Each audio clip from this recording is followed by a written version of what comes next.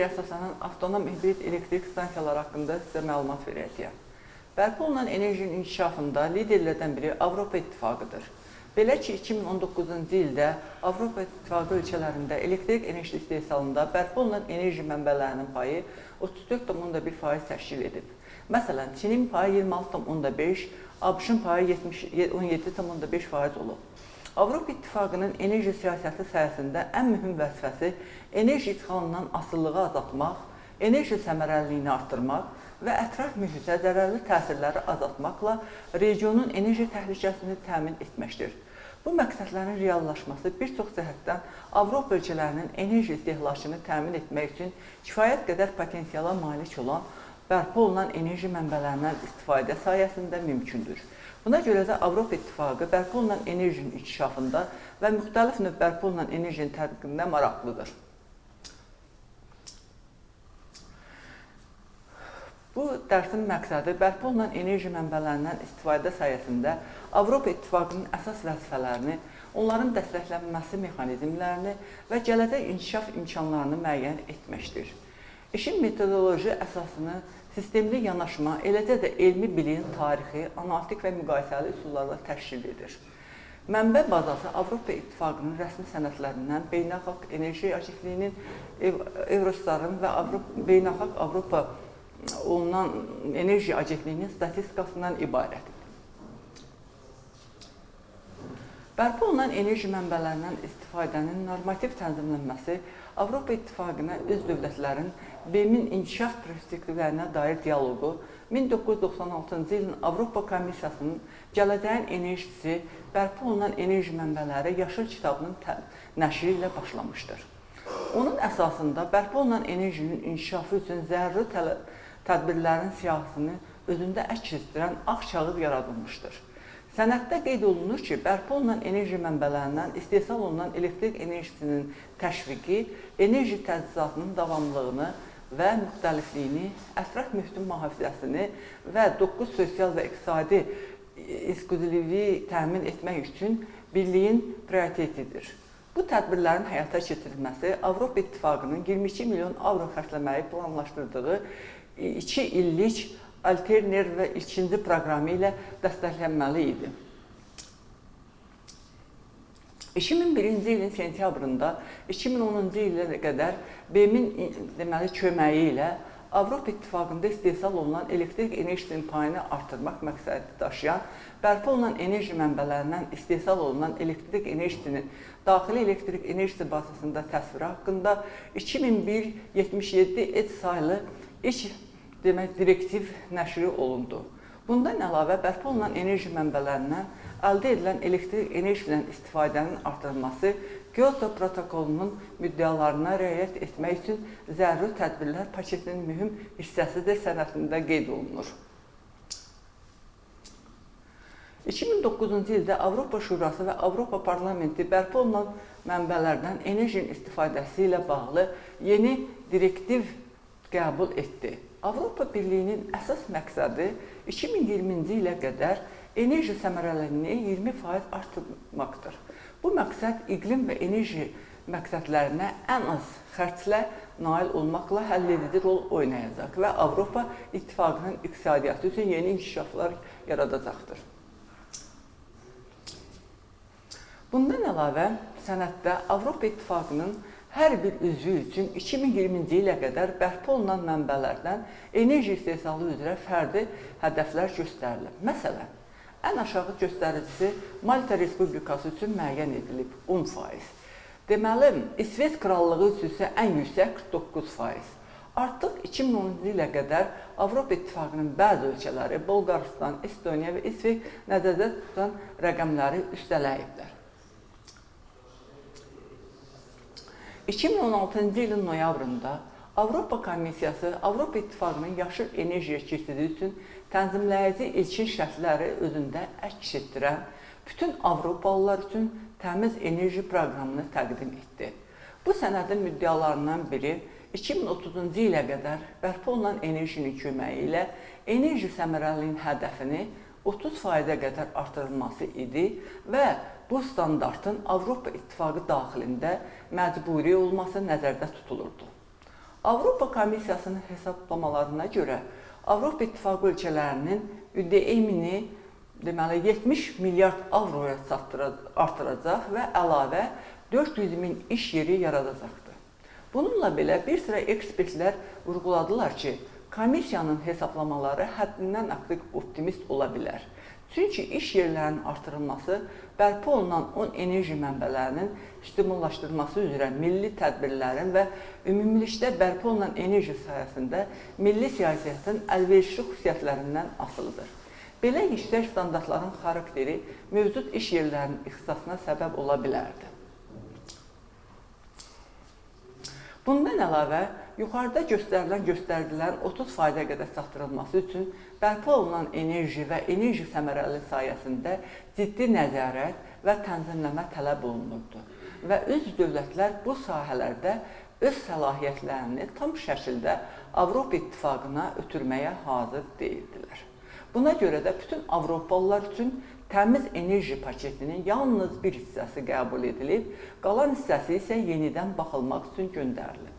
2017-ci il dekabrın 18-də bərpa olunan enerji mənbələrindən istifadənin təşviqinə dair 2009-cu il direktivi çərçivəsində Avropa Şurası bərpa olunan enerji sayəsində subsidiyaların artırılmasına, bu sahədə istehlakçıların hüquqlarının genişləndirilməsinə yönəlmiş yeni tədbirlər paketi qəbul etmişdir.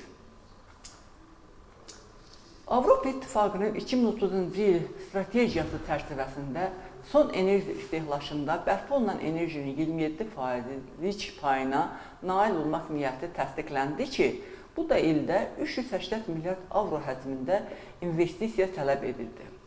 Bununla belə artıq 2018-ci ilin noyabrında bərpa olunan enerjinin inkişafı və tətbiqində liderliyi saxlamaq istəyən Avropa İttifaqı 2030-cu ilə qədər son enerji istehlakında bərpa olunan enerji payının 27%-dən 32%-ə qədər artırmaq qərarına gəlib. Tələb olunan hədəfin 2030-cu ilə qədər əldə olunmasını təmin etmək üçün Avropa Parlamenti bərpa olunan enerjinin gücləndirilməsinə yönəlmiş tədbirlərin siyahısını hazırlayıb.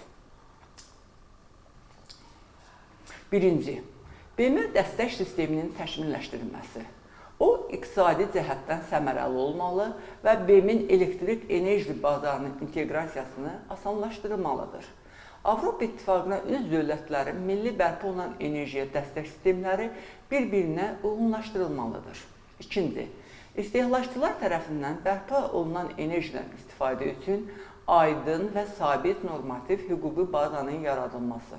Üçüncü, nəqliyyat sektorunda BM-dən istifadənin genişləndirilməsi. 2030-cu ilə qədər elektrikli nəqliyyat vasitələrinin Avropada bütün nəqliyyatın əhəmiyyətli bir hissəsini təşkil edəcəyi gözlənilir və bütün yanacağın 14%-i bioyanacaqlardan ibarət olacaqdır. Dördüncü, bioenerjidən istifadənin sabitliyinin artırılması. Tullantıların həddindən artıq yığılmasının qarşısını almaq və davamlı bioyanacaq istehsalı üçün aydın, keyfiyyət meyarlarının hazırlamaq üçün səmərəli tullantıların utilizasiya sisteminin yaradılması nəzərdə tutulur. 2019-cu ildə bütün Avropalılar üçün təmiz enerji paketinin ikinci hissəsi qəbul edildi. Bu, elektrik enerji sektorunda risklərə hazır olmaq böhran vəziyyətində elektrik enerjisi təsisatının fasiləliliyini və təhlükəsizliyini təmin etmək üçün qaydaları ətviyə edir. Sənəddə həmçinin rəqabəti artırmalı və istehsalçılar üçün qiymətlərin aşağı salmalı olan tədbirlər də öz əksini tapmışdır ki, bu da öz növbəsində bərpa olunan enerji mənbələrindən elektrik enerji istehsalının həmçinin dəyişməyə imkan verəcək, enerji ixalı azalarsa artır, tədarük təhlükəsi olmadıqda isə azalır. Beləliklə, paketin ikinci hissəsi Avropa İttifaqının enerji təhlükəsinin gücləndirməsinə yönəldilib və bərpa olunan enerji mənbələrinin buna nail olmaqla əsas aləti olub. Elə həmin il Avropa Komissiyası Avropanı 2050-ci ilə qədər iqlim neytral qitə və qitəyə çevirməyi hədəfləyən Avropa yaşıl sövdələşməsini təqdim etdi. Bunun demək dekarbonizasiya və bərpa olunan enerji mənbələrinin geniş şəkildə tətbiqi yolu ilə həyata keçirilməsi nəzərdə tutulur. Bunun üçün yalnız 10 ildə 1 milyon avro xərclənməsi nəzərdə tutulur. Lakin Avropa İttifaqı üzvlərinin heç də hamısı bu təklifi nikbinliklə qarşılamadı. Milli enerji balansında kömür payı yüksək olan Şərqi və Mərkəzi Avropa ölkələri bu tür radikal hərəkətlərə hazır olmadıqlarını bildirdilər. Bütün dünyada əlverişli enerji resurslarının olmaması və ətraf mühitdə təhlükəli texnologiyalarda dəyişikliklərin olması və yer sivilisiyasının hər gününün və gələcəyi müəyyən edən problemlərin yaranması, deməli, Avropa İttifaqında nəinki, bütün Azərbaycanda da bərpa edən enerjiyə mühüm əhəmiyyət verilməsi əsas məsələlərdən biridir. Enerji deməli, problemləri enerji çatışmamazlığı üzərindən və enerjiyə qoyulan xərclərin artırılması üzərindən və enerjiyə qoyulan maya dəyərinin artırılması üzərindən məsələlərin həll edilməsində deməli, maraqlı olan dövlətlərdən biri olan Azərbaycandır. Deməli, son 5, 6, 7-ci illərdə inkişaf etmiş Avropa dövlətləri ilə yanaşı, Azərbaycanda da milli resurslardan və yerli resurslardan istifadə etməklə bərpa olan enerjilərin əsasən də külək enerjisinin və günəş enerjisinin sayının artırılması əsas prioritetlərdən biridir. Deməli, bütün bu bərpa olunan enerjilərdən istifadə etməklə enerjinin payının artırılması bizim bu dünya enerjisi dinamikasından istifadəsinə gətirib çıxardır ki, burada da görürük ki, əvvəlki illərə nisbətən və qoyulan illərə nisbətən enerji səviyyəsi necə artmışdır. Və deməli, biz bilirik ki, bərpa olunmayan enerjilərdə istifadə olunan resurslar tükəndiyindən və onlar ətrafa ciddi zərərlər vurduğundan biz əsasən təbiətdə olan kütlələrdən, küləkdən və günəşdən istifadəni əsas prioritet kimi nəzərdə tuturuq. Enerji çatışmamazlığı olan ölkələrdə ÜDM-in əhəmiyyət hissəsi enerji resurslarının artmasına xərcləmək məcburiyyətində qalırlar və bu, dünya bazarının enerji resursları ilə təmin edilən ölkə siyasi və sosial təminatına məruz qaldığını göstərir. Hazırda dünyada bərpa olunan enerji və ənənəvi enerji mənbələrindən istifadə etməklə hazırlanmış kombinə sistemlərindən istifadə olunur. Yəni, hibrid enerji sistemlərindən də istifadə olunur ki, bu da Azərbaycanın enerji səviyyəsində necə yüksək göstəricilər əldə edildiyini nəzərə çarpacaq dərəcədə artdığını göstərir. Günəş bateriyalarının əsas xüsusiyyəti bütün ekspertlər tərəfindən açıqlanır və günəş batareyalarının ətraf mühitə verdiyi ziyanların da qarşısının alınması nəzərdə tutulur və günəş batareyalarında istifadə olunan fotoelementlər və fotoçevricilərin güclərinin artırılması və günəş batareyalarında yay mövsümündə istifadə olunan enerjinin səmərəli istifadəsi və qışda onların səmərəli olaraq əhaliyə əlavə çatdırılması nəzərdə tutulan problemlərdən biridir. Deməli, bütün bu gərginlikləri, yəni resursların və ətraf mühitin resursların əldə edilməsi və ətraf mühitin korlanması gərginliyini aradan qaldırmaq üçün giriş və çıxış gərginlikləri əlavə olunur və enerji təchizatı sisteminə təsir edən digər xüsusiyyətləri də nəzərə alınır. Deməli, günəş enerjisində avtonom istehsalçılara elektrik enerjisini vermək üçün elektromexaniki generatorlardan istifadə olunur ki, bu elektromexaniki generatorlarda çox qoyulduğuna görə, yəni bu da maya dəyərinin yuxarı qalxmasına səbəb olan proseslərdən biridir. Deməli, dünya avtonom enerjinin nəzərdə tutan ölkələr əsasən bu fotoelektrik elementlərin və generatorların çox işlənməsinin qarşısını almaq və günəş enerjisindən səmərəli istifadə etmək əsas prioritetlərdən biri olaraq nəzərdə tutulur. Bu işdə əsas məsələ ondan ibarətdir ki, deməli, müxtəlif elektrik metodların birləşməsi, avtonom hibrid elektrik stansiyalarının problemlərinin keyfiyyətcə aradan qaldırılması, onlardan səmərəli istifadə və deməli, onların problemlərinin həll olunması yolları üçün Avropa İttifaqının da bu işə qarışması məsələlərindən biri əsas problem kimi nəzərdə tutulur ki, bu da Avropa İttifaqı bütün ölkələrdən böyük deməli, xərclər qoymaqla 1,5 milyon avro xərcləməklə bu problemləri aradan qaldırmaq istəyir.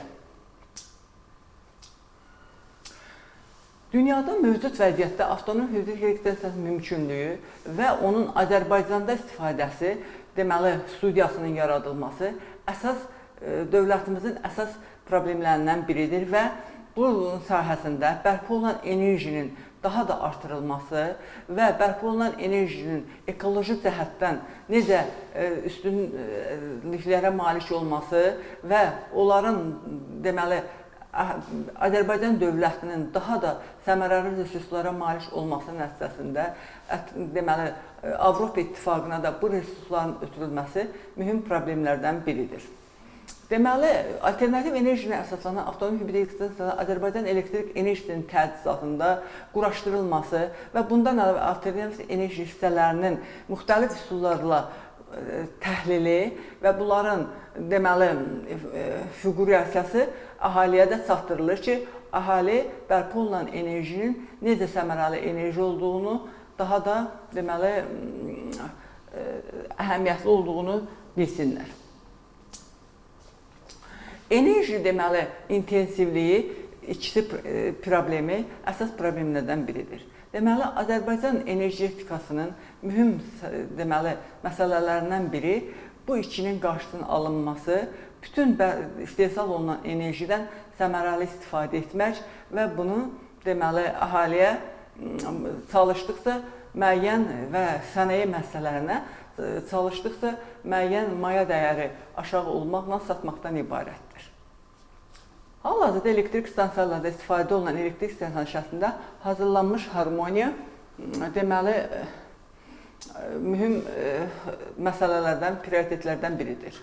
Məlumatların sadə və keyfiyyətli daha başa düşməsi üçün toplanmış bütün bu məlumatları təhlil etmək və sistemləşdirmək bizim əsas məsələlərimizdən biridir və deməli, resurslar bərpa olunan enerji, analitik enerji üçün ən yaxşı avtonom hibrid elektrik stansiyasının olduğu nəzərə çatdırılır və külək enerjisinin də necə əhəmiyyətli olduğu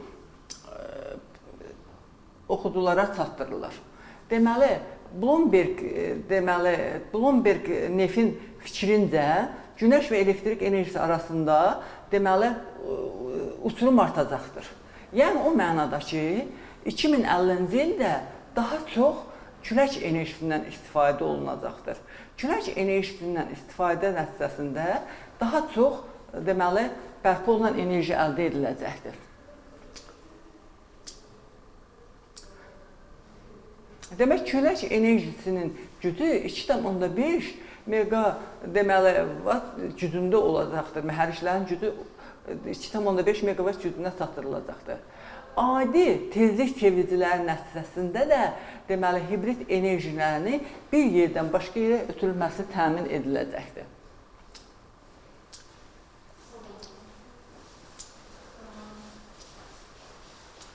Deməli, yanacağın daşınması, xərclənməsi əhəmiyyətli dərəcədə azaldılacaq, ətraf mühitdə zərərli emissiyalar azaldılacaq, karbon qazının ətraf mühitə ötürülməsi azaldılacaq və bunun sayəsində də, deməli, ekoloji cəhətdən təmiz, deməli, təbiətə malik olacaq. Əsasən, deməli, nəqliyyat sistemində də bu həyata keçirilir ki, nəqliyyat sistemində çalışırlar ki, elektrik mühərriklərindən istifadə olunsun. Deməli, qazdan və yaxud da benzindən istifadə nəticəsində ətraf mühitə deməli, buraxılan karbon qazının qarşısı alınsın və bu da ozon qatının deşilməsinin qarşısına alınsın və iqlim dəyişikliyinin də qarşısının alınmasının nəzərdə tutulan problemlərdən biridir. Deməli, istər günəş batareyalarında, istər də külək batareyalarında pasiv batareyaların quraşdırılmasının qarşısı alınması, aktiv batareyaların quraşdırılması və bunların nəticəsində enerjini ikisiz bir yerdən başqa yetirməsi əsas məsələlərdən biridir. Diqqətinizə görə təşəkkür edirəm.